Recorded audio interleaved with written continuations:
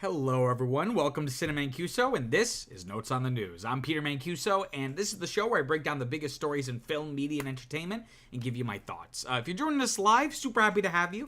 If at any point during the show you have any questions or comments about any of the topics I'm covering, feel free to, put it in the live chat. I'll try my best to kind of keep an eye on that as we kind of move along.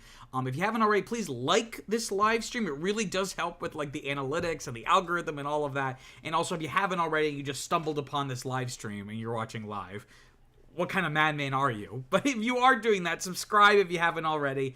If you're watching after the fact, there should be time codes in the description, so you can kind of jump around to the different topics and sections. We stream this show every Monday at 6 p.m. Eastern time, and again, same deals before. Please like this video, and please subscribe. So without further ado, why don't we get started? So let's take a look at the box office from this past weekend. Total box office domestically, 213 million. Wowza, is a 105% jump. This is the biggest box office weekend domestically of the year so far. And I said this last week about Bad Boys. I was pessimistic about Bad Boys' box office potential, and my projections were much lower than what it ended up being.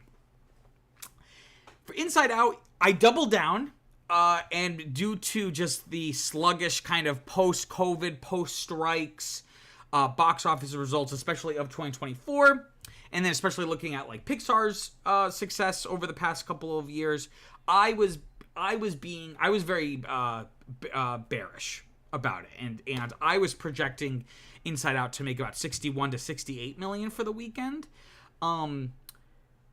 It is the most successful movie of the year so far. And it is, I think I read the second highest opening for an animated film ever. And not only did it exceed my expectations, it exceeded even the people who were saying, the most projections were putting it anywhere from 70 even up to 100 million. It is made, coming in at number one, grossed 155 million, more than doubling my highest projection. I'm more than happy to say when I'm wrong. I am an Inside Out hater. Well, I don't really hate it. It's just I find it okay, and it's more annoying how everyone talks about how great it is. And this film looks like it's doubled down on all of the original's worst qualities. So I was very pessimistic about this, but, this is definitely a win for Disney, and especially Pixar. A win in the sense of the financial sense, because I know both we knew from like insiders, but then also just they've been very explicit. Like the success or failure of this movie was really going to determine a lot about Pixar's trajectory, right? This was made off of a $200 million budget, and it's already made $295 million worldwide. So again, it is already the biggest opening of the year, and I still have yet to see it. It's been getting seemingly decent reviews. I wouldn't say it's mixed. It seems mostly positive, if not very, very positive, but I have seen some fairly negative reviews. I will probably be more on the meh side, but, if audiences really like it, then this could be, it could really have some legs. But if it doesn't have some legs, then, and it has a big drop-off, that's a whole other conversation. But this could very well be the most successful film of the year, or maybe at least in like the top 2 or 3. Now, I will say, though, that this is a little concerning, because I've actually done a video about Pixar and like their kind of situation. Highly recommend you go check out that video. But the video is basically about how Pixar seems to be the business strategy before this movie came out. The business strategy was already going to shift towards really focusing on their existing intellectual property, which I always find very stupid for studios, just because ultimately every sequel, like everything, if you're like, oh, this proved successful before, those were all original ideas at some point, right? So eventually you have to kind of like freshen up the pot and like come up with new things, right? But I remember they were talking about, people at Pixar being like, oh, the past like couple of years we've really focused on more personal-ish films, more kind of experimental, and not experimental formally, but just experimental as in, like, they're not based on anything. They're more kind of low-key narratives and storylines and characters. And they have felt that that wasn't very successful, which I feel like isn't fair, seeing as half of their output has just been on Disney+. And one of their few films that they have released theatrically over the past couple of years, Lightyear, was based off of an IP, but it bombed. It seems like the lesson they've taken is that, the issue wasn't that was a sequel, reboot, spin-off. The issue was that it wasn't similar enough to the original thing. It was too much of a departure. So this is really disappointing, right? Not so much that this film is doing well, but rather what are the lessons that are going to be taken from this. And I think Hollywood, with some rare exceptions, Hollywood and movie studios always take the wrong lessons from success or failure. And I think the lesson here is going to be, fuck things like Turning Red, fuck things like Soul, fuck things like Luca, and all these other more personal films, which often are from underrepresented communities, like Turning Red especially, right? Instead of doing that shit, let's make Incredibles, not even Incredibles 3, but they're talking about rebooting The Incredibles, rebooting Finding Nemo, right? Like, it just baffles me. So this is very good. I'm happy about this because it shows that there's some health left in the American box office. I think this film, I don't know if this is solely because of Inside Out 2 or just American audiences were just waiting for something that they could kind of just, not to be gross, like blow their load on, right? Like just it was building up this desire to go back to the movies, right? And just in these huge droves and just there hadn't been quite the movie to do that yet. That could kind of unite all the different movie-going communities. And I think this just happened to be the right movie in the right place, right? So all this pessimism aside, it is good to see that a film can still open, not only more than 100 million, but 155. That I was shocked when I read that, because again, even the most optimistic projections were putting at like 100 million. So that's definitely something interesting to kind of keep an eye on as it moves into its second, third, fourth week. Looking at films continuing this weekend, we have at number 2, the fourth Bad Boys film, which premiered last week, Bad Boys Ride or Die, bringing in about 33 million, dropped from first to second, of course, which makes sense in its second frame. Only a 42% drop, though, so not awful by any stretch of the imagination, and especially considering what replaced it in the top spot. It had a lot to kind of work against here, but it also probably helped that it was kind of semi-counter programming, right? Those audiences aren't necessarily going to overlap, right? This brings its domestic total to 112 million what did I say? 112 million domestically and 215 million worldwide off of just a $100 million budget. So if you believe the idea that you need to basically double the budget to kind of break even, when you incorporate all of like the marketing, advertising costs, which aren't part of the budget, this, by that metric, this has met that, right? So, this film has definitely been a success for them. Also continuing this weekend, number 5, going into its second weekend, at number 5, The Watchers, the Ishana Shyamalan, the daughter of M. Night Shyamalan, who went to NYU with me. The Watchers at 3.7 million. This has not gotten very good reviews, so it didn't open very high to begin with. It was at 4th, and now it's dropped to 5th. And this had a 48% drop, which is also, again, not awful, but definitely not what you want to be seeing, especially since it didn't make a huge amount in its first weekend to begin with. This brings its domestic total to about 14 million. And then it's the worldwide total to 23. I wasn't able to find what the budget was for this, but again, I would imagine this is pretty cheap. That's kind of Shyamalan's thing, is that it's very much high concept, not super VFX heavy, oftentimes taking place like in one location or just a few locations.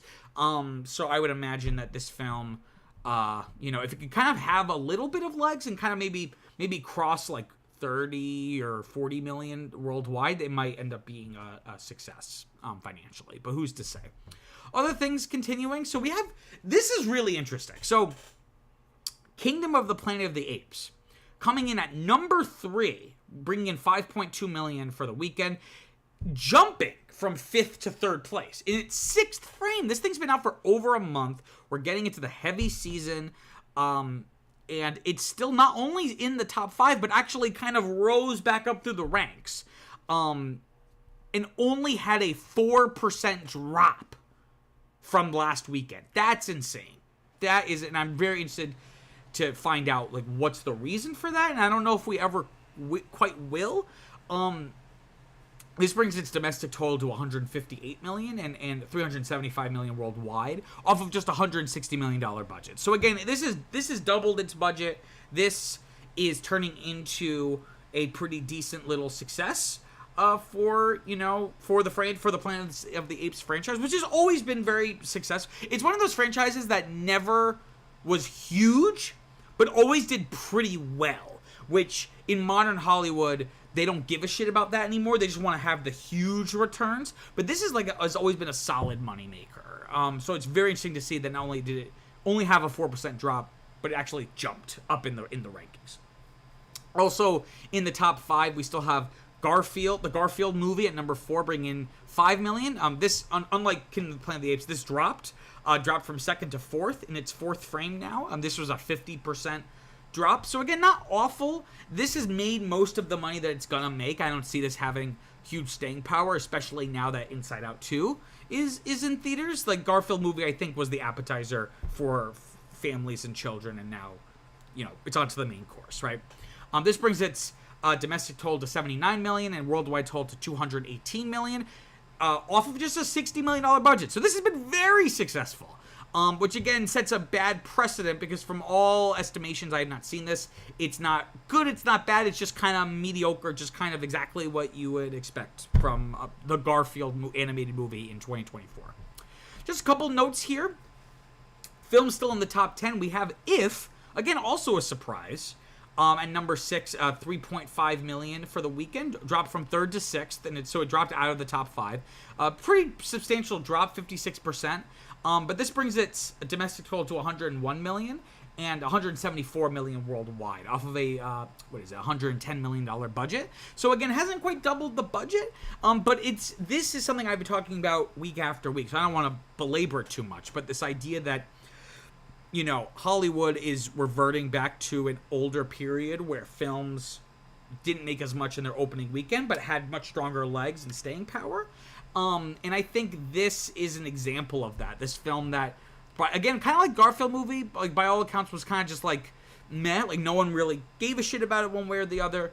And it's still in the top 10 after 5 weeks. Another example of that, which I will champion, is The Fall Guy at number 8, bringing in just a $1.5 million for the weekend. This is not a movie I thought was great, but I thought it was really good, and it was unfairly kind of like, this is a huge bomb for the summer season's off to a horrible start, this, that, the other, right? But it's still in the top 10. In its 7th frame, it dropped from 7th to 8th place this weekend. Only a 42% drop, though. It's brought in about 88 million domestically and 170 million worldwide, off of a $150 million budget. So, again, it has not been financially successful by any stretch of the imagination. But the fact that it's still holding, especially since they panicked and released it on digital like 2 weeks after it opened, the fact it's still in the top 10, I think, again, speaks to kind of that thesis of mine, that films need to kind of have a more of a marathon approach as opposed to a sprint. Also still in the top 10, we have at number 9, The Strangers, Chapter 1. Bringing in just a paltry 760,000. This is another example. It actually jumped from 10th to 9th place in its 5th frame, but pretty big drop though, 58%. This brings it to 34 million domestically, 40 million worldwide, but off of just an $8.5 million budget. Again, this is an example of why Hollywood loves horror films, because they're cheap and they oftentimes can bring in a not always a huge amount, though that can happen. But even if it just brings in a decent amount, because it was made for so cheap, it's a pretty good return on investment. And then we also have the Lord of the Rings. So they re-released the Lord of the Rings in theaters. And I guess it's still in theaters, so the first one still is in the top 10. But it's very interesting to kind of see, I've been saying the summer season started like the last weekend of April, because that's what it used to be pre-COVID. Like I remember the Avengers kind of set that, where I remember famously it was what was it? Infinity War was gonna premiere the first weekend of May, and then like last second they were like, JK, we're actually gonna do it the last weekend of April. And it kind of felt like this is now the beginning of the summer movie season. So I feel like we've been saying this movie's now we're really starting. This really does feel like the beginning of the summer season, even though we're already like halfway through June, and arguably the summer movie season kind of ends at the end of July because August is often really dead. It doesn't make a lot of money, and there's not a lot of huge movies coming out. But in any case, it seems like Inside Out 2 has kind of given the suits a huge sigh of relief. But the question again that I bring up, and I'm not trying to be pessimistic, is what's going to be the lesson taken from all of this? And I don't think it's going to be the right lesson. Okay, let me grab a quick drink here. Okay, let's talk about story number 1. So the Wrap reports exclusively. Well, not exclusive anymore because now I'm telling you. The Wrap reports that Yann Demange, I think that's how you say his name, I apologize. I think he's French Algerian, so I apologize. But the Wrap reports that Yann Demange is no longer directing the Blade film for the MCU. Supposedly, this is not new, despite it being news. It supposedly happened like weeks ago and it was amicable, but we don't necessarily know the reasons why. So this is not even just a story in of itself. This is part of a long-running kind of saga, a chaotic saga. So for context, a Blade film was announced by Marvel Studios in 2019 at Comic-Con, and they announced and revealed that Mahershala Ali would be playing Blade, which is just perfect casting, right? He really captures the kind of, because I always felt Mahershala Ali was always kind of like a sinister-y character. Even when he's playing a really great guy, he's just would be really good. That's because of how stoic he is and how kind of understated he is. So for him to be, this character, which is like this more darker character, I think everyone went, okay, that's perfect, right? And apparently he thought so as well. He apparently lobbied for the role pretty hard. Like he basically pitched himself to Kevin Feige, being like, I want to be Blade. I know you're gonna make a Blade movie at some point. I want to be Blade. And that's kind of where it ended for a little bit. We did hear Blade's voice in the post-credit scene of the Marvel film Eternals in 2021. We didn't see him though. We just heard him say one line, and that was basically it. And it was supposed to be directed by a director, Bassam Tariq, but he, and it was a big news story when it happened. He left the project in 2022, and it was just a couple weeks before it was supposed to go into production, right? And there were all these reports coming out of the script just not being in a good place, the whole thing just being in chaos. This was, we don't have evidence or proof of this necessarily to corroborate this, but the rumors were that Blade, the character, had been relegated to essentially the fourth lead of his own film, which seems ridiculous, and to the point where Mahershala Ali himself, the one who had lobbied to be this character, was close to leaving and just being okay, forget this. So then eventually Yann Demange, that director I mentioned, he replaced Tariq. He's a French-Algerian filmmaker. He was, he's known for his work on the TV series Lovecraft Country as well as Top Boy. And Hollywood Reporter notes that Ali apparently reportedly handpicked Tariq, right? So it seemed like everything was okay, right? This was a huge setback, but they were going to figure it out. They were going to rework the script. They were going to work with Tariq and Ali and everyone to just go forward. And then, of course, there were delays due to the dual writer strikes from last summer and fall. And now we have this, right? And again, I think they were very close to shooting. Again, we don't know why they split amicably. We just know it was amicable. But this does reflect, regardless of the reason, it does reflect something I talked about in a video from a couple weeks ago, which you should all check out, is Marvel, and Disney as a whole, but especially Marvel, is really taking things slower. And instead of content, just pushing out so much shit. Trying to take a step back and making sure that things are good before just rushing them out, just so it's like, oh, because we need X amount of shows for Disney Plus. We need to get X amount of movies into the theaters, right? And this year, the only MCU movie or even Marvel movie coming out is Deadpool and Wolverine, coming out in July, right? And this project really reflects that, because again, it was probably being developed before 2019. But if you just use that as a reference, I mean, it's been 5 years since this thing was announced, and we have not, and they haven't even started filming, right? Supposedly 6 different screenwriters have taken a stab at the script. The most recent draft that they're working with was done by Eric Pearson, who co-wrote the upcoming Fantastic Four film that's coming out. That's a good question. When is that coming out? I think it's coming out next year. Oh, I can't believe I'm blanking. Yeah, next year, 2025. This would also be coming out in 2025. It's still scheduled for November of that year. But for a huge movie like this, and the fact they haven't started shooting yet, Variety notes that this release date seems very unlikely at this point. And I mean, I thought the same exact thing, that I would be shocked if this does not get delayed, pushed back, what have you. But the stakes are high, because Mahershala Ali, the dude's an actor. The dude's got to work, right? The dude's got to eat. And even doesn't need the money. Like, he's an actor. That's what he likes to do. So he's basically been sitting around, like, I mean, not to use like a really dated analogy, but it's like you're like sitting. It's like you're a girl in the 50s and you're sitting by the phone waiting for the boy to call, right? Like, you're just waiting around. So it's like at a certain point, if I was Ali, I would be like, he's currently in negotiations to be in the next Jurassic World movie. So it's like, he can't sit around waiting for this to happen. We have a quote from him from about like half a year ago. I think it was like December of 2023, saying, quote, "I'm sincerely encouraged in terms of where things are at, and who's on board and who's leading the way as far as the writing of the script and the directing and all that," end quote. But of course, now that director is no longer part of this. So how Mahershala Ali feels about all this is anyone's guess. But I think what makes this whole thing interesting is just the corporate incompetence with this whole thing.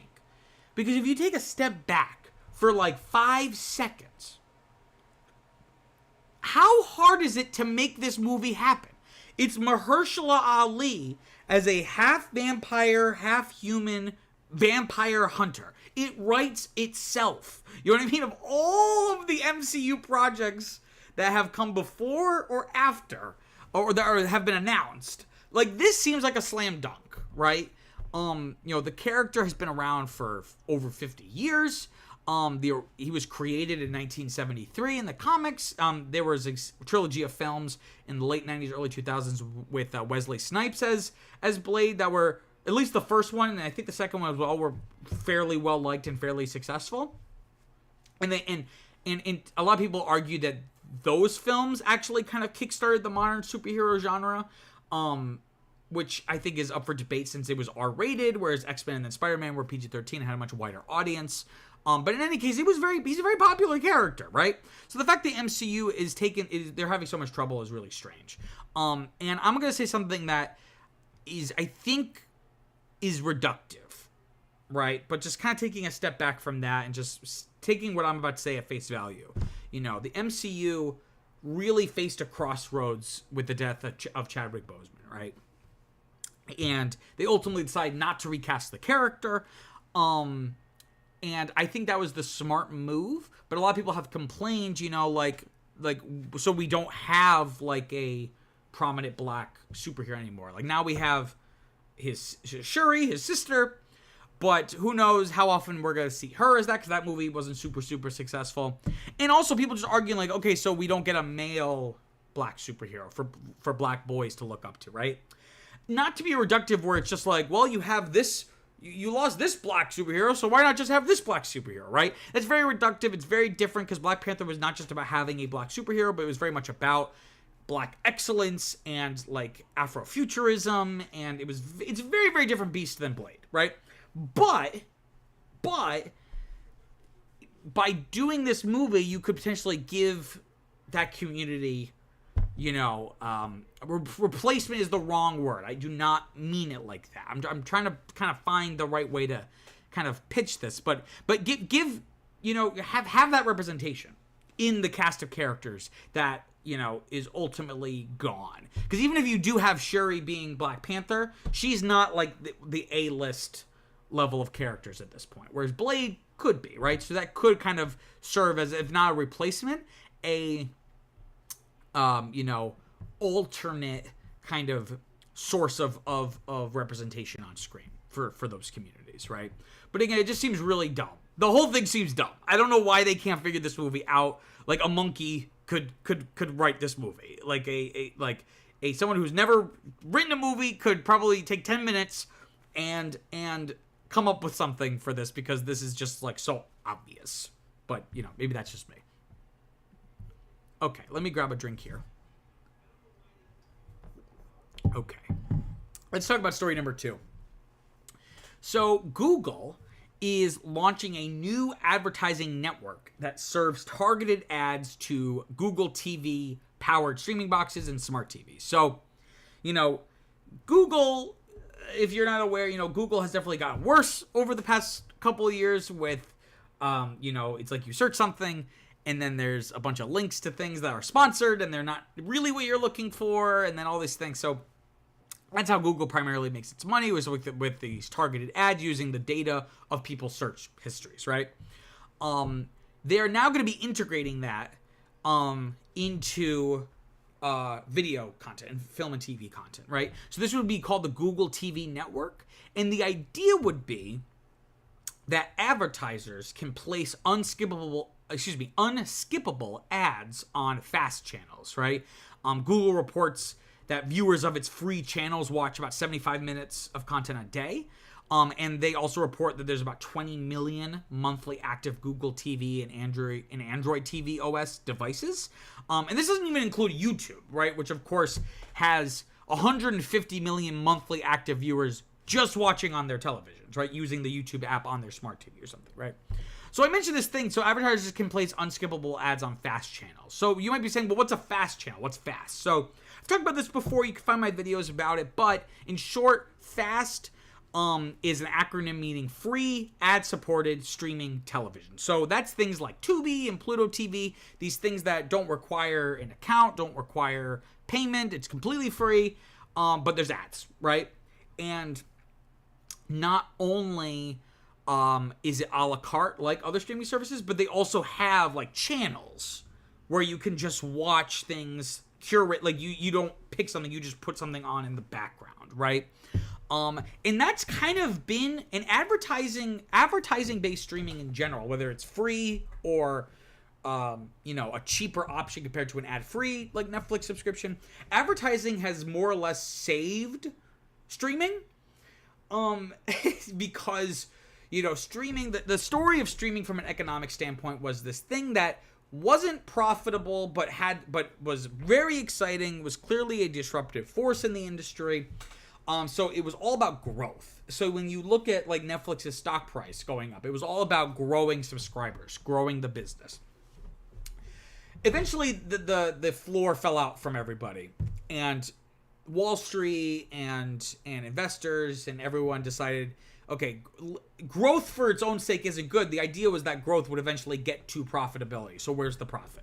And there really is not much, right? Because you're just paying a flat fee, and then people get everything, right? So places like Netflix and then all the imitators like Disney and Warner Brothers and Peacock and all that, they've really leaned into having ad-free tiers of their streaming services and ad-supported, right? Again, either free or you still have to pay, but it's just like way less. And that's been a really great source of revenue. And so like when these companies have done their earnings reports, like they're really boasting, like subscriber counts we're not really as concerned about. We're worried about, because we're concerned about how much money can we make per user. That's more important. So fast channels are super popular. I didn't include this for the story, but I think I read somewhere that, Tubi had more viewers than like Disney Plus last month and Max and all these other things, right? Because it's free, and it's ad supported. So that's how it's able to make the economics of it work, right? And again, streaming disrupted traditional television and kind of solved multiple problems at once. And I think a few of those things were like, like if it's 2013, like why do you want to get Netflix?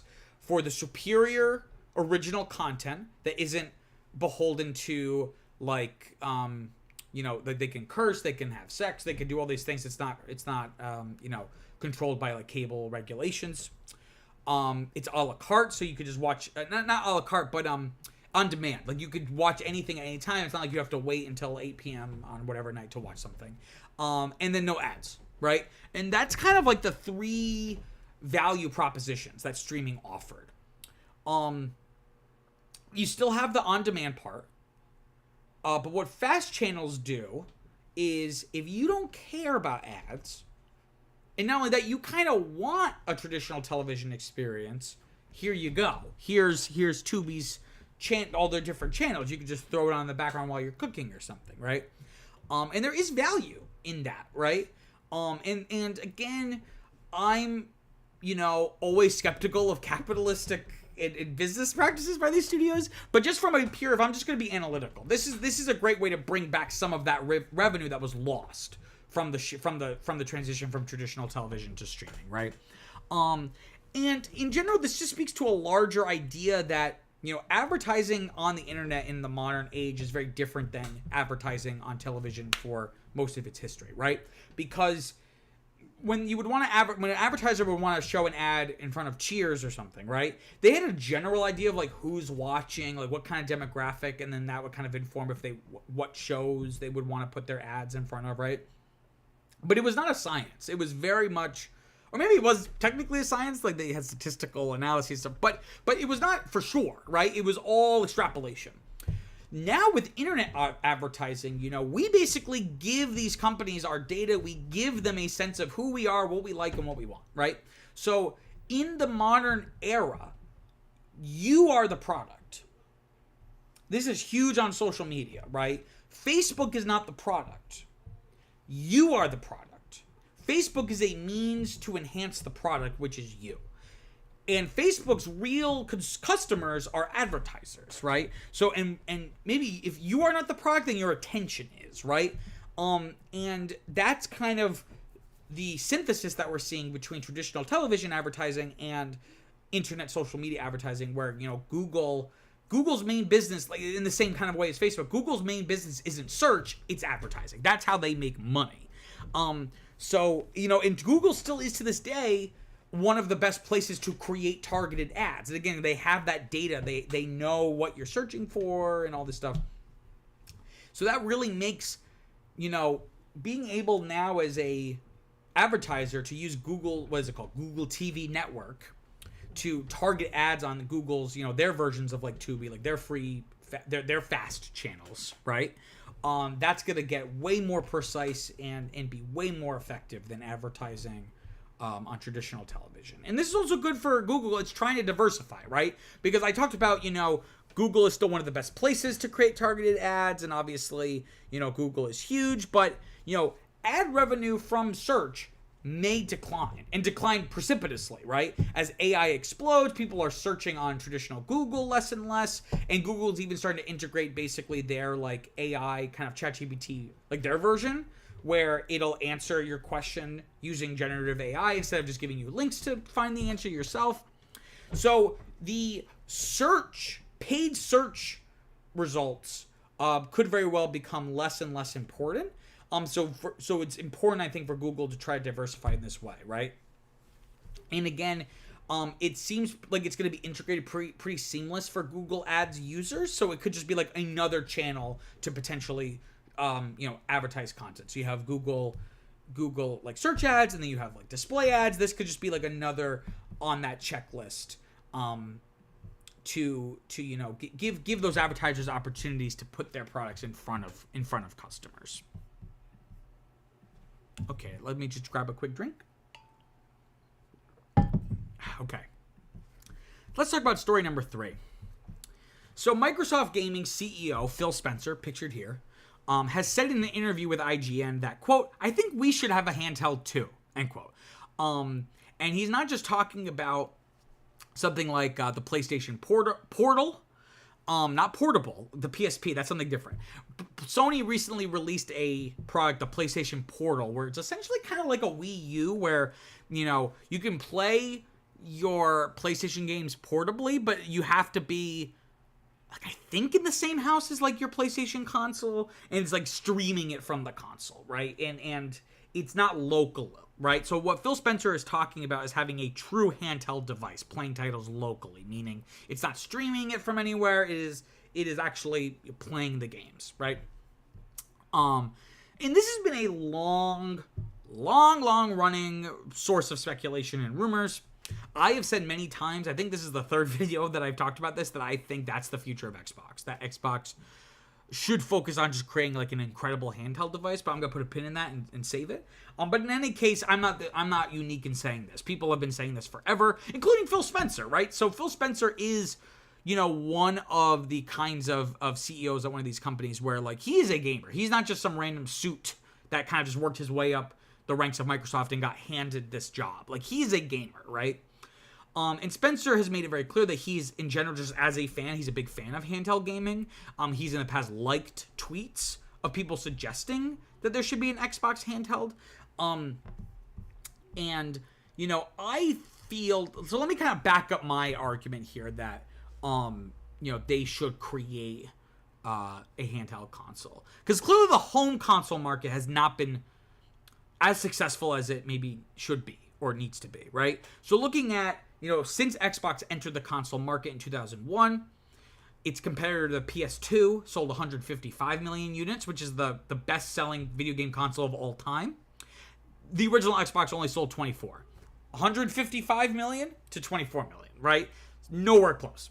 The next generation of the PS3 sold 87 versus the Xbox 360's 84. So this was much closer. For a long time during that console generation, the 360 outsold the PS3. But after just a couple years, Xbox kind of stagnated. Sony kind of got their act together to the point where PS3 not only met the 360 sales numbers, but eventually kind of exceeded them, though only slightly. But again, then the tradition continued. With the next generation, the PS4 sold 117 million units, whereas the Xbox One only sold 58 million units. So basically half of what the PlayStation 4 sold. And then this current generation, the PS5 so far has sold 59 million units. The Xbox Series X and S, their newest Xbox console, only sold about 21 million. Right? So it's like a third of what Sony is, right? So it has just never been able to really get a strong hold on the console market. I've heard people suggest that Microsoft could be like Sega, right? So if you know anything about video game history, Nintendo was the huge player in the home console market, kind of almost had a monopoly, there was Atari and television, all these different companies, but Nintendo really kind of made the home console market a real thing. Sega then comes in and starts competing with them. But then Sega kind of loses with Nintendo, especially when Sony comes in and demolishes both of them. So by, I think, the early 2000s, Sega basically went, we're not going to make any more consoles. We're just going to focus on the games. So now Sonic, which, was exclusive to Sega consoles for the longest time, now Sonic is on, every console, right? People have suggested Microsoft could do this, but this makes literally no sense, right?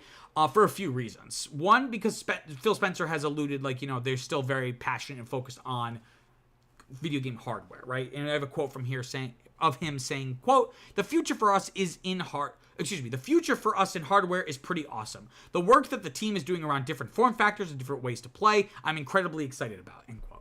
So it's pretty clear, unless that's just kind of corporate-y, we're just going to say this to save face as we kind of slowly plan our exit and retreat from the market.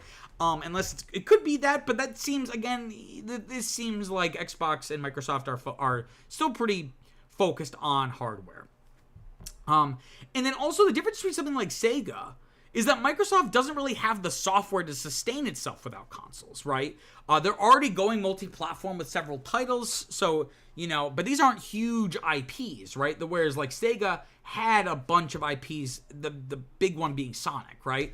For Microsoft, they have Halo And that's really, and a few others. I'm not trying to discount it, but I'm saying like things that the average person knows about. Like people know about Halo. Do people really know about Gears of War?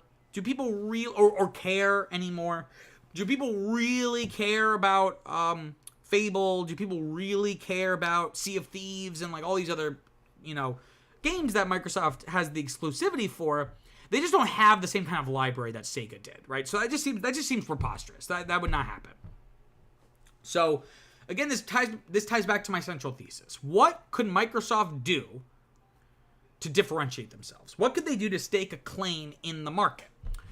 I think they need to create a super powerful handheld gaming PC, right? It should be the handheld gaming PC.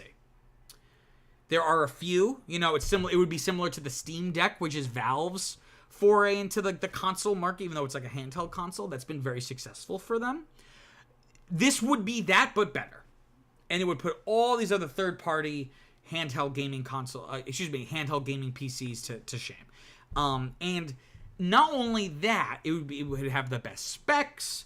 It would have the best form factor. It should be the best handheld gaming PC ever invented. And it should be the best place to have Game Pass. So Xbox, the one thing it does really have that differentiates it from its competitors is Xbox Game Pass, which essentially has always been billed as like Netflix but for games. And it's been very successful for them, and you don't even need an Xbox to have Game Pass. Like you can access it like on your computer. So it should be that the Xbox Go or something like that could be the name of it. It could be the best place to have Game Pass. Like maybe it just comes with Game Pass. If you buy you get 1 free year of Game Pass. So people get hooked on being able to play this huge library of games for one subscription price on the go. As opposed to Steam Deck, which, is still very powerful, but these are games you have to buy, which I prefer. Like I'd rather have the game than just pay this flat fee, and I might not use it as much one month, and it feels like I kind of wasted my money. That could be an option here where it's, people have all of these games accessed, at their fingertips, right? Can access it with their, things like that. And it would differentiate themselves, right? So it would play games locally, unlike the PlayStation Portal. It would be more powerful than something like the Switch. And again, like with the Steam Deck, like you have the Steam and you have the Valve ecosystem, but this would be the Xbox ecosystem. So again, you would have not only just these exclusives, but just any games that you've bought digitally, you would have Game Pass. It would be the premier way to access your Xbox/Microsoft gaming library. Again, I'm not the only person to have suggested this, but I think it is an imperative. It's not just like, oh, wouldn't that be cool? I think if they don't do this, Xbox as a brand, I don't want to say it's going to be dead in 10 years, but it's going to be in the same exact place it is now, which I think is maybe worse, right? It's just going to be kind of this thing limping along. It's on life support. I think there is a lot of opportunity here for innovation and for growth. It's just, do they have the wherewithal to do it? Does Phil Spencer watch he's liking people's tweets. Why can he please, can someone send this to him? Can someone send him this video? Probably seems unlikely though. Okay, let me grab a quick drink here. Okay, let's talk about story number 4. The story that keeps on giving. So, Paramount Global, in a move that made me audibly gasp while I was at work, my full-time job, as I kind of check the news and check for stories to do on the show, in a move that made me audibly gasp in my office at my full-time job, Paramount Global has ended negotiations with Skydance. Just for some context, I think I read, I've been focusing on this since the beginning. You can find all my videos about the whole Paramount corporate merger acquisition drama. So obviously I'm invested in this, but I've only been doing the show for like a couple months, right? So this is like the one big corporate shuffling thing that I've been able to cover. But from my understanding, this is like historic in how chaotic this is. I read an article the other day talking about like, it's not just like it's not just recency bias and like because like this is like one of the first things that I'm covering here on the show. This is just like something the industry has never seen. Just in terms of the back and forth, all these different suitors, it's ridiculous. So the Redstone family's statement. So of course Sherry Redstone, who owns a controlling stake in National Amusements, which in turn owns a controlling interest in Paramount.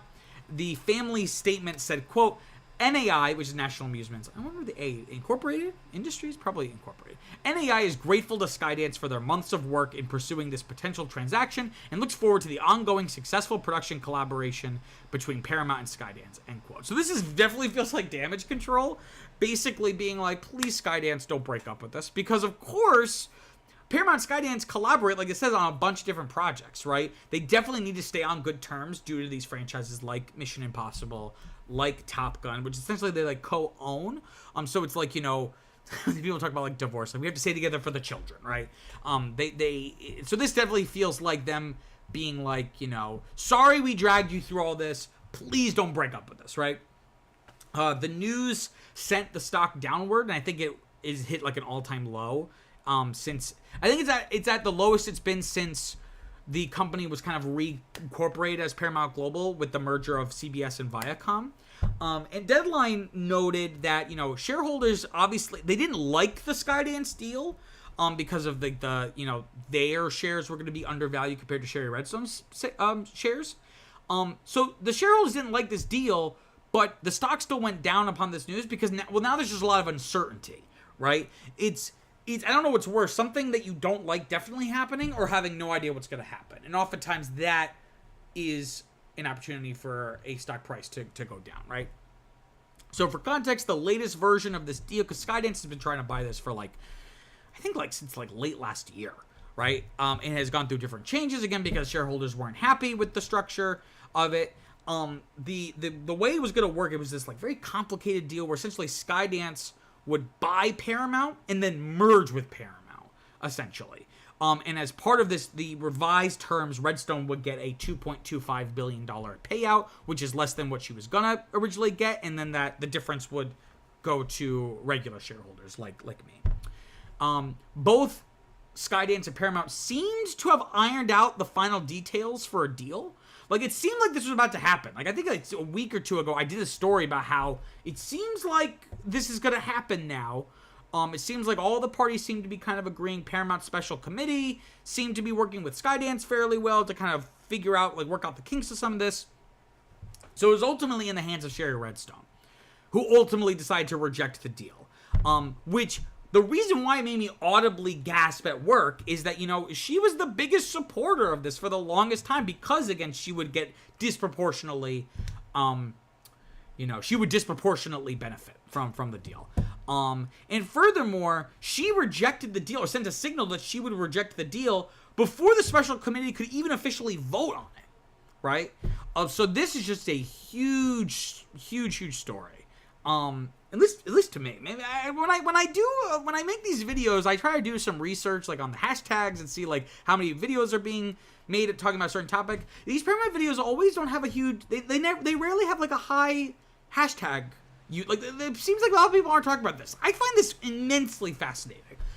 So why did she reject this deal? So there's a few reasons. It's not like she came out and said, "Here are my 5 reasons," but this more or less seems to be kind of the general consensus. There's a couple reasons. So the LA Times reports that Redstone apparently wasn't very happy with that reduced payout that Skydance devised. They came up with this plan to in a way to appease shareholders. She wasn't happy about that. The LA Times also reports that Redstone wanted shareholders, even the non-voting ones, to vote on a deal because essentially Paramount has 2 dual class shares, where there's the voting shares and the non-voting shares. She wanted this deal to be put to a vote, where even the shareholders that typically wouldn't have a vote would get to vote. And Skydance refused, which makes sense again because most of the shareholders that were mad about this were the non-voting ones who felt like they were gonna get screwed by the deal. She also reportedly wanted legal protection from any such lawsuits because of shareholder anger. And she wants Skydance to pay for that, and it seemed like Skydance wasn't really willing to do that. And a big issue here, again, is how complicated this deal is. It's like this two-step process where essentially Skydance, like I said, has to acquire National Amusements and Paramount, and then they would merge with Paramount, and then there's all these, like, who's getting paid what, and then there's all these legal issues. So there have been many, many other offers, which I'll talk about. I'll just put a pin in that. I'll talk about in a second. All of which are way simpler. They just buy it. They just buy Paramount, right? And it seems like Sherry Redstone maybe felt that a better deal may come along. So she wouldn't have to compromise on the payout, right? So now, what does Skydance do? So now Skydance has to move forward, right? We have a quote here, I think in a memo from David Ellison to the staff at Skydance saying, quote, "Skydance is stronger than ever because of you. When we are stronger because of this process." I feel like this should have been, sidebar, he should have recorded this with like inspirational music behind it. So let me start over. I'm sorry. "Skydance is stronger than ever because of you, and we are stronger because of this process. For starters, we are smarter. We know more about our business, our potential, and the marketplace at large. We are more confident than ever, not just about Skydance, but about the future of entertainment and our ability to continue building a next-generation content company on our terms with the greatest capital, creative, and technological resources and talent in the industry. The bottom line, our future is incredibly bright, and tomorrow we will keep building to make it even better." End quote. That was a lot of trying to make yourself feel better because of all this. But I think there is something to the idea. I think this experience has definitely leveled up the company. Again, like the fact that ultimately Skydance is not a huge, huge company, right? It's ultimately a, production company, first and foremost. It's not this huge distributor. So the fact that it was in this protracted, high-profile negotiation to acquire one of the few remaining classic Hollywood studios really kind of gives Skydance an extra level of credibility that I'm sure David Ellison is trying to figure out how can we leverage this increased exposure, right? So what are the other options, right? So what are these other potential deals or avenues that Paramount and Sherry Redstone could go with? So, of course, there's always the Sony Apollo deal. So, of course, Apollo Global Management, the private equity firm, teamed up with Sony to offer $26 billion for Paramount. There'd be some regulatory concern since Sony is a foreign company and they would own, at least partially own CBS, which is like a regulatory issue. But those could be solved. The company, though, would probably get broken up and sold for parts, which I know Sherry Redstone really didn't want to do. She wanted to try to maintain the empire, the media empire her late father, Sumner Redstone, had built over like 30 years. But it seems like they might not even really be that interested anymore anyway. It sounds like, Sony and Apollo have kind of silently moved on. Then, of course, there's Byron Allen. This is literally the second story I ever did, the first live stream I did. And you can go back if you want to watch it. Byron Allen, the media mogul. He had tried to buy BET from Paramount before, and it didn't happen. He owns the Weather Channel. He originally made like a $30 billion offer, but he was rejected pretty quickly. And then, of course, there's a potential merger with Warner Brothers Discovery. There was a period, I think, like late last year that David Zaslav and Paramount had sat down to potentially discuss a merger. It seemed unlikely at the time, but maybe now that Paramount's in a weaker state, the stock is at a cheaper price, maybe Zaslav feels like maybe he could swoop in and get a better deal. And then there were some new contenders that emerged, and this was gonna be the story, that these new contenders arose to make a bid on Paramount. And then all this ended with Skydance. That really is the bigger story. But we have some new suitors in the story. We have Edgar Bronfman Jr. and Bain Capital. Bain Capital is like a private equity firm. Bronfman currently serves as the executive chairman of Fubo, like the sports streaming app. He was formerly the chairman and CEO of Warner Music Group. He's reportedly putting together a $2.5 billion offer for National Amusements, right? So that way they would own Paramount indirectly.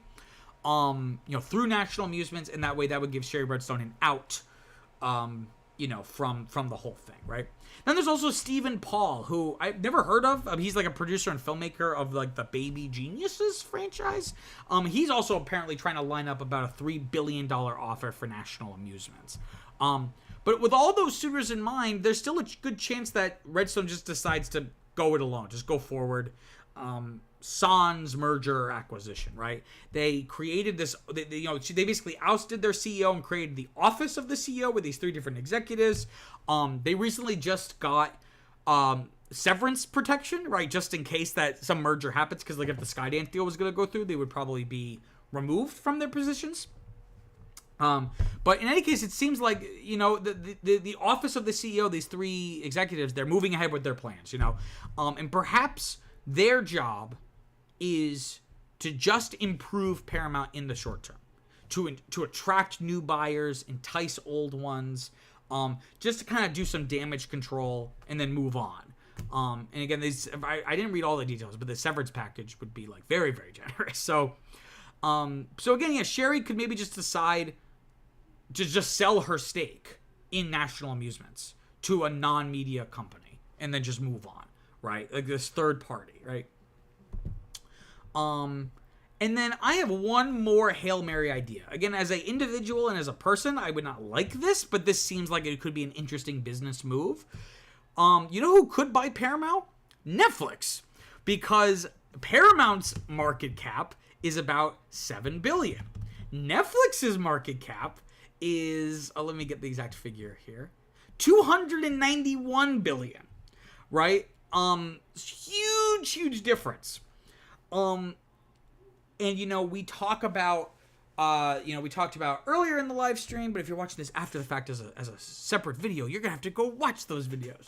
I talked about, streaming has moved from growth to profitability, and what is not always profitable, but at least can be profitable? Theatrical distribution. So maybe Netflix could shock everybody and acquire Paramount, making certain franchises Netflix exclusive, dismantle Paramount Plus, which is by far the worst of all of the streaming services that were created, pre-COVID, like right before COVID. I think it debuted during COVID, but like that kind of period where everyone was trying to create their own streaming site. It's the worst one, so get rid of it. Have everything go to Netflix. It would be a very radical move, but again, it could give Netflix better positioning as streaming shifts from growth to profitability. It would give them a theatrical arm that way they could have their films be in theaters for, even if it's a short period of distribution, like actually have a theatrical run, as opposed to like they'll sometimes do like a week or like one night. And that could, as the calculus in the streaming wars change, having that ability in-house might be really valuable for them. But in any case, every time I think this story is almost over, it just gets more complicated and more interesting. Okay, let me just grab a quick drink here. Okay, let's talk about story number 5. So this is as Joe Biden told Barack Obama with the passing of the Affordable Care Act, he whispered into his ear, he didn't realize his mic was still hot, so he said on live TV, he said, "This is a big fucking deal." And this story is a big fucking deal. So Sony Pictures Entertainment has acquired the theater chain Alamo Drafthouse Cinemas. This includes its 35 locations across 25 cities. I think there's 2 in New York City, in Manhattan, and in Brooklyn. Are there any more? I think this is the only 2. IndieWire notes that the company will still be run by CEO Michael Kusterman. He's going to report, though, to Ravi Ahaju, who's the president and COO of Sony Pictures Entertainment. It's still going to be based in Austin. It's a Texas company, that's why it's Alamo Drafthouse. And along with the acquisition, Sony's also acquiring Alamo's Fantastic Fest, which is like a genre film festival, right? So for a little bit of context about Alamo Drafthouse, so it is a dine-in movie theater chain founded in 1997. If you've never been to an Alamo Drafthouse, it's, you go to your seats, which are often very comfy, and it's, like a cushy recliner. And waiters and waitresses come to your seat and take your order for food and drinks as if it's like a restaurant, which sounds really disruptive and annoying while watching a movie, but it's actually pretty seamless. And it kind of elevates the theatrical experience beyond just like these shitty seats. I know a lot of theaters are now upgrading their seats, but like having like these shitty seats and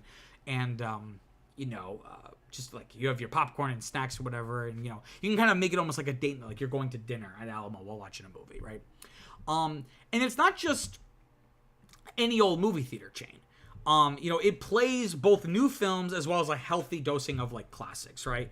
And the LA Times calls it a, quote, prime cinephile destination, end quote, with 4 million loyalty members, right? That's the big thing. I only go to Alamo Drafthouse. Whenever I do go, it's for like a special screening of something, like an old movie I love or a cult classic or anything like that. Which I've always said that's what movie theaters should be doing to, help their bottom line, is just have a stronger repertory curation of older films that aren't just the biggest shitty blockbuster coming out. And though Alamo Drafthouse, despite this kind of like niche that it's kind of built for itself, IndieWire notes that it's been rumored to be sold since like March. I almost did a story about it. And it really, like all movie theaters, it took a big financial hit during COVID, right? So why would Sony do this? Why would they purchase a movie? Why would they purchase Alamo Drafthouse? Why would they purchase a movie theater chain at all? So there's a few reasons, right? Number one that I saw a lot of people talking about was Crunchyroll. So if you don't know what Crunchyroll is, it is it is the largest American anime-focused streaming site. So it's a streaming service dedicated to anime. It's a huge way that American audiences are able to access a lot of anime and get it localized for American audiences. And theoretically, the people that like anime are probably also the same people that go to Alamo Drafthouse. There's this crossover of, again, people who really care about the medium of cinema. So Crunchyroll was mentioned in a bunch of places, and you can find my sources in the. If you're watching this live, you can't, but if you're watching this as like its own video, you can find the sources in the description. It was mentioned in a bunch of places as potentially getting more of these anime releases in theaters, right? IndieWire also notes, so forgetting Crunchyroll, just in general, IndieWire notes that Sony will now have the opportunity to go direct to consumer, right? Because notably, Sony does not have a streaming service. It's one of the few of the big Hollywood players that doesn't have a streaming service at this point, which turned out in retrospect to be very smart. They can just be the arms dealer in a sense and just license all their content and make all the money without having to build a streaming service from the ground up. So this would give them an opportunity to go a little more direct to consumer. And then also Sony, because of doing this, they may be able to expand Alamo's footprint. Again, because they're able to get that cash now that Alamo desperately needed, right? But, so this is a big story in of itself. But almost in addition to the story is the historical context, which I love to go into, so I'm going to get into that now with you guys. So this is a huge development for Hollywood. So, historically, film studios often owned their own movie theaters. From, like, the beginning of the medium in, like, the late 19th century into the golden age of Hollywood into the 30s and 40s, right? Which you could see as maybe being a problem. So they make the movies, they distribute the movies, and they exhibit the movies. Seems maybe like a monopoly of some kind. So the Department of Justice sued the major studios in 1938 for anti-competitive and monopolistic business practices, right? This is an example of vertical integration, where essentially you control every step of the supply chain. It's hard for anyone to kind of break in at any of those steps, right? The case kind of went back and forth for like a decade. The case was finally decided in 1948 by the Supreme Court in the government's favor. This was the infamous United States v. Paramount Pictures Incorporated. It also has been colloquially it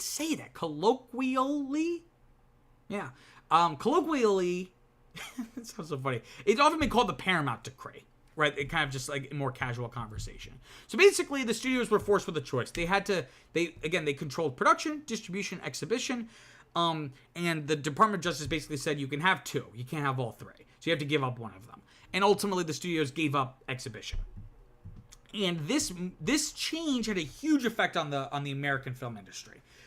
It increased the number of independent theaters. So now independent theaters had the chance to actually, have a little niche in the market against all these huge movie theaters.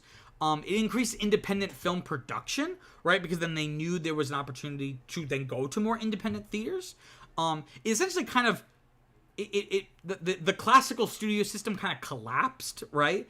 Again, it was built on this total control of the industry that they no longer had. It also led to the disintegration of the Hays Code, which was kind of like the predecessor to like the MPAA, where films are rated G or PG. There was no ratings before. I think it was also illegal. Basically, a backroom deal where all the Hollywood studios agreed to a list of kind of decency rules for their films that they would all abide by, so that they wouldn't get regulated themselves. Like, they figured, we'll regulate ourselves and we won't have the government get involved because we're having things that are too violent or too sexual or anything like that.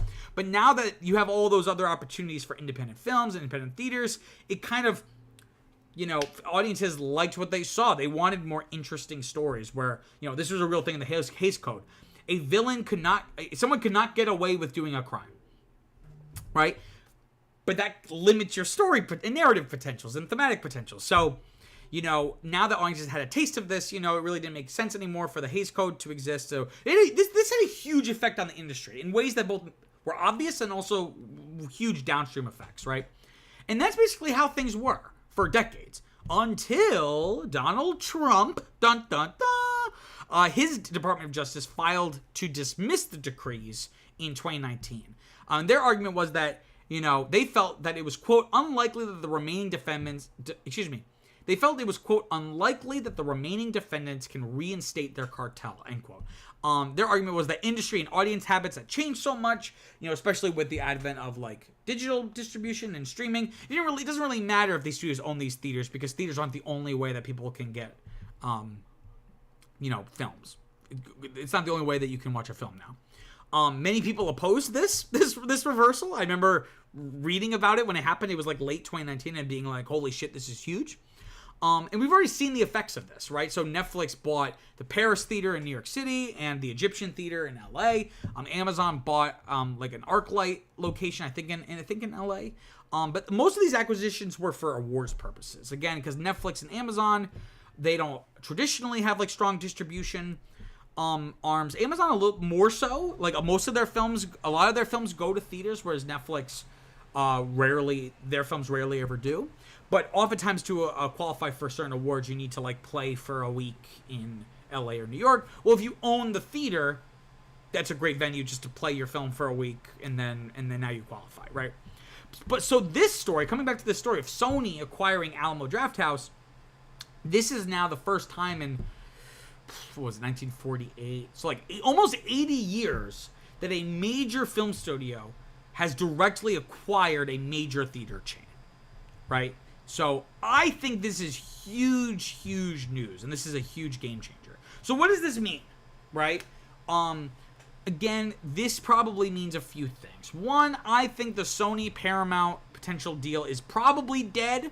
I think this is a signal that they've moved on to more interesting things. So that's number one. The obvious question is, will more studios acquire theaters, right? Like I've said, maybe companies like Netflix and Amazon could grab some more theaters for both awards purposes, but then again to have a place to show their, because I feel like I wonder why Netflix has been so concerned about not having their films in theaters. I think it goes back to this original idea that it's like, we want to drive people to the subscription service. I imagine a lot of that's also, not wanting to share that money, where in Netflix it's all a closed system. So, if they own more of their own theaters, they could have like a Netflix theater, right? And it could, again, all kind of be in this closed ecosystem. Again, like I mentioned before, you're probably going to see more Alamos be opened, or at the very least, less of them being closed. I think like maybe half a dozen closed earlier this year. This will give them an extra source of cash that will be really helpful, especially as the film theatrical exhibition industry kind of tries to find its footing. But overall, it's, the lines between distribution and exhibition are becoming blurred, right? Ultimately, the difference is the distributor is the one that's like advertising it, right? So, if you're seeing a commercial for a movie, AMC is not, or Regal, they're not doing that advertising.